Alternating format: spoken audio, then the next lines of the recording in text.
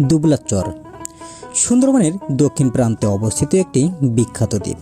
এটি শুধু প্রাকৃতিক সৌন্দর্য নয়, বরং শুটকি মাছ উৎপাদনের জন্যও সুপরিচিত। এখানে প্রতি বছর মৌসুমে হাজার হাজার জেলে সমবেত হয়ে শুটকি তৈরি করেন।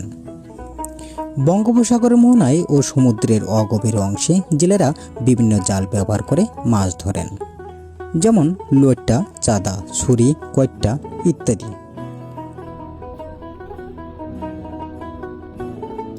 প্রথমে মাছ পরিষ্কার করে কেটে লবণ মাখানো হয়। তারপর বাঁশের তৈরি খুঁটি, জাল বা মাছের উপরে রোদে শুকানো হয়। 4 থেকে 7 দিন ধরে রোদে শুকানোর পর মাছটি শুটকিতে পরিণত হয়। শুকানোর পর বাঁশের ঝুড়ি, চটের বস্তা বা টিনে ভরে রেখে সংরক্ষণ করা হয়। এরপর নৌকা বা ট্রলারের মাধ্যমে দেশের বিভিন্ন বাজারে পাঠানো হয়।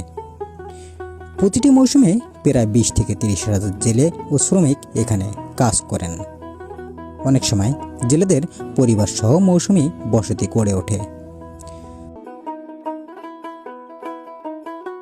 দুবলার চর থেকে উৎপাদিত শুটকি বাংলাদেশের চাহিদা মেটানোর পাশাপাশি বিদেশেও রপ্তানি হয়।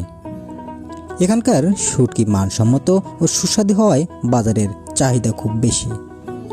তবে এই স্থানে ঘূর্ণিঝড় ও প্রাকৃতিক দুর্যোগের ঝুঁকি থাকায় অনেক সময় বড় ধরনের চ্যালেঞ্জের সম্মুখীন হতে হয়।